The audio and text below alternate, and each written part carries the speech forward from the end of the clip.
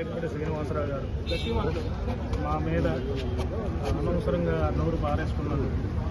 మేమేదో చేస్తున్నాం, అతని గ్రావులకి, అతను ఉసిరికి, అతను దోలే ఉసి మాఫియాకి, అతనికి రేషన్కి గట్టు వస్తున్నామని మమ్మల్ని పార్టీలోంచి పంపించడానికి అతను వచ్చి 3 నెలలు అవుతుంది. మేము 30 ఏళ్ళ నుంచి పార్టీలో ఉంటున్నాం.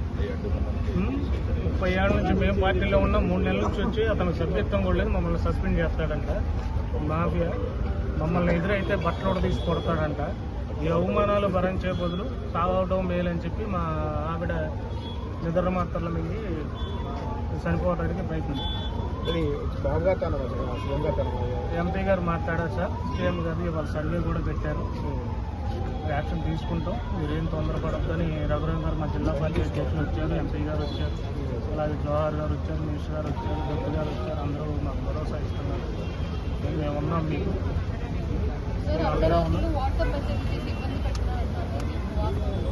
అంతా వాస్తవమే అమ్మా.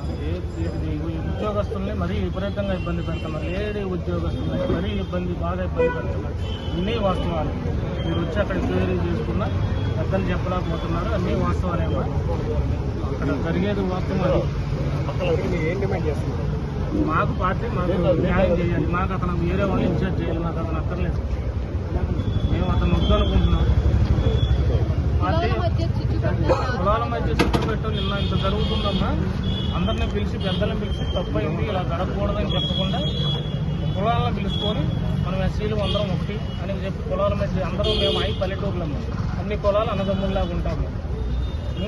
కొన్ని కులాలని విడగొట్టేసి మాకు ఎస్సీలు కావాలని చెప్పి పిలిపించి మంది పార్టీ నేను ఎమ్మెల్యే ఎస్సీని మనమే పరిపాలన చేసుకుందాం, మనమే చేసుకుందామని కులాల మధ్య చిచ్చు పెట్టాడమ్మా. అతనే పెట్టాడు, ఎవరో పెట్టలా. ఇక్కడ మేము ఒక అమ్మ వాళ్ళు మా అమ్మాయిగా ఉండదమ్మా.